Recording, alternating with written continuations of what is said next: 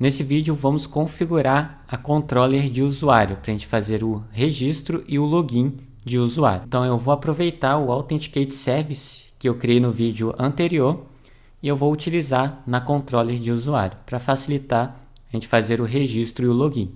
No caso aqui eu estou no Register, então vamos registrar o usuário aqui. Então a primeira coisa é verificar se o usuário é diferente de nulo, né? O usuário DTO.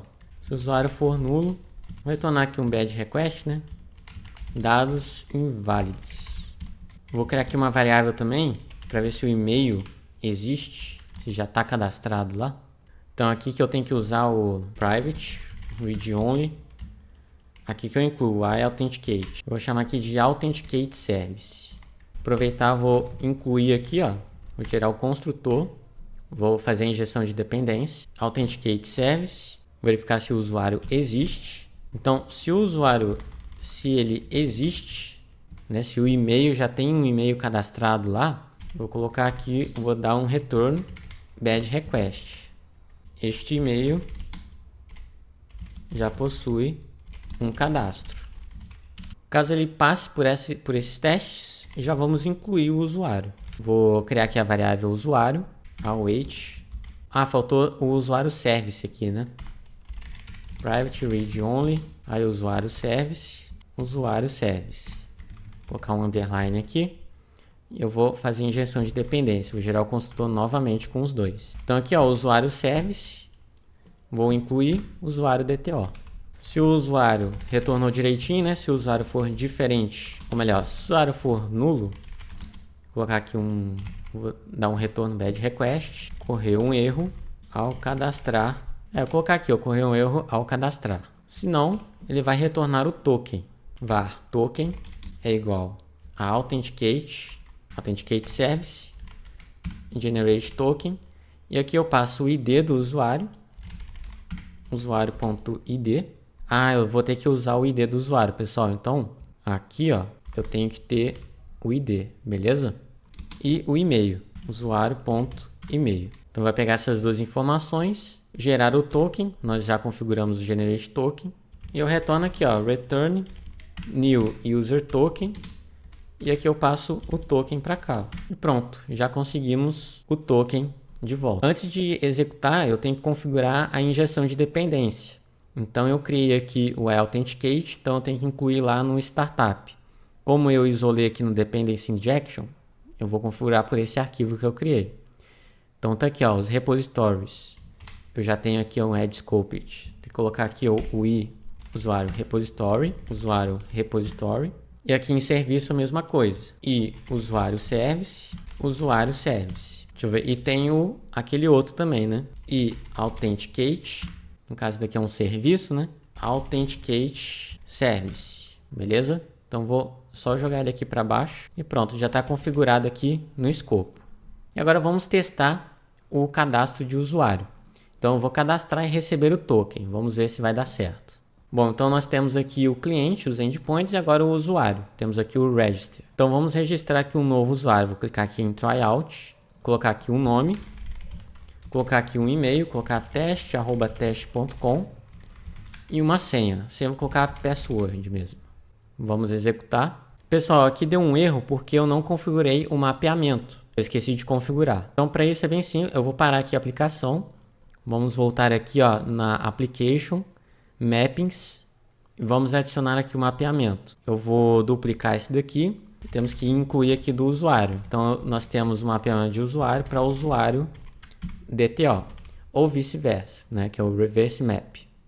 Agora sim, vamos executar. Pessoal, outra tentativa que eu fiz aqui, um outro erro que eu recebi, é o tamanho da chave secreta. Então, ele tem aqui um requisito. Então, vou parar aqui a aplicação novamente, eu preciso vir aqui no meu App Settings e aumentar essa chave secreta aqui, ó. Então, eu vou colocar aqui alguns caracteres especiais, acho que assim tá bom. Então agora sim, ó, já preenchi aqui os dados de registro.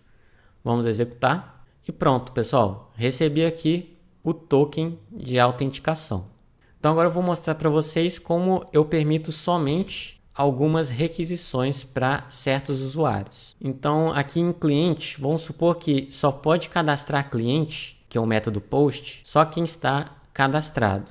Então, para isso, é só eu acessar aqui a minha controller de cliente e eu coloco aqui um data annotation para o incluir chamado authorize. Então, somente usuários autorizados vão conseguir executar o incluir. Vou mostrar aqui para vocês, ó. Então, vamos lá. Vou vir aqui em post. Vamos tentar executar. Vou nem preencher nada aqui, ó. Só vou executar. E olha só o status que ele me retornou, 401, que é o status de não autorizado. Então, para isso, o que eu vou fazer agora é o login. Eu tenho que criar aqui um endpoint de login. Então, o login aqui, eu vou criar um HTTP post também. Aqui eu vou colocar de login, beleza? Então, ele vai ser um public async task. Isso é a mesma coisa aqui de cima. Vou até copiar aqui, ó. Só isso daqui vai ser o selecionar, que no caso é o login. Só que para o login eu não vou usar o usuário DTO.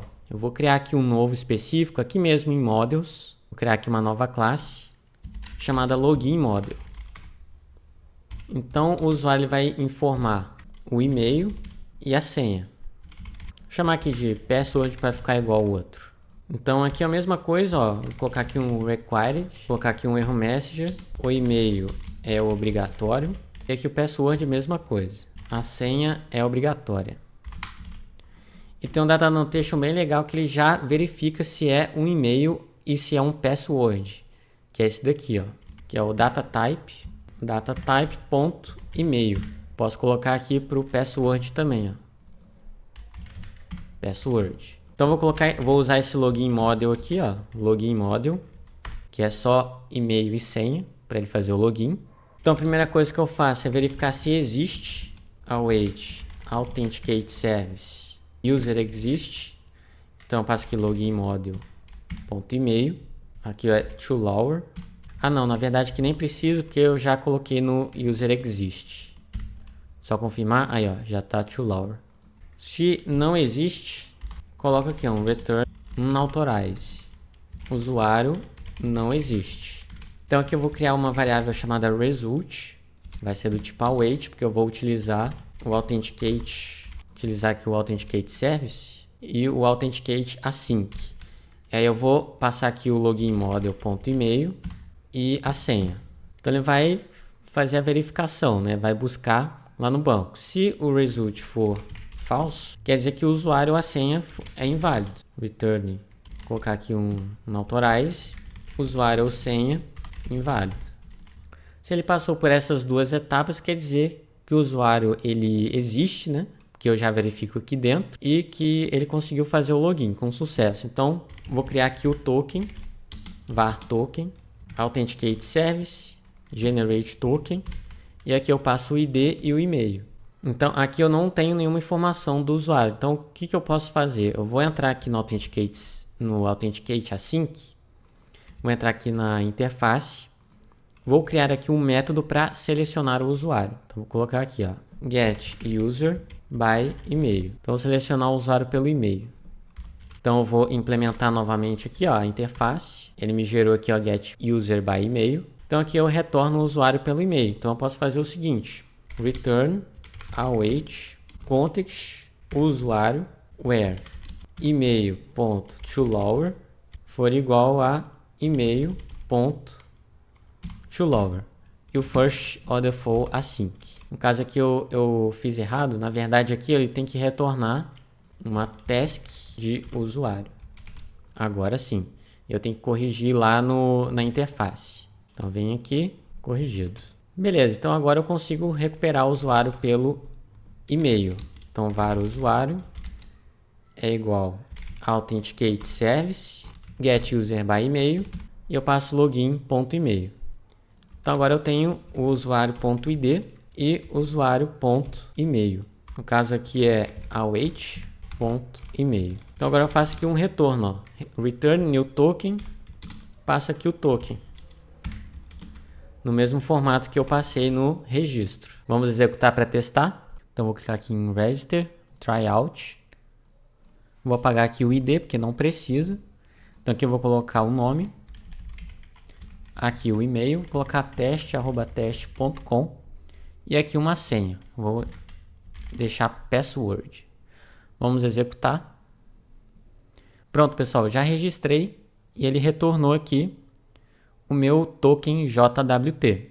Mas antes de testar o login, vamos ver como que ele cadastrou no banco de dados. Então aqui na tabela de usuário, eu vou editar 200 linhas e está aqui o usuário registrado. Está aqui, ó, Vinícius, o e-mail, mas olha só, temos aqui um problema. Nós não cadastramos a senha do usuário. Então o usuário digitou a senha, mas a gente não obteve o hash dessa senha para cadastrar aqui nas colunas de password hash e password salt. Então, vamos testar novamente, só que debugando para ver o que aconteceu. Então aqui em register, vou colocar aqui um ponto de parada.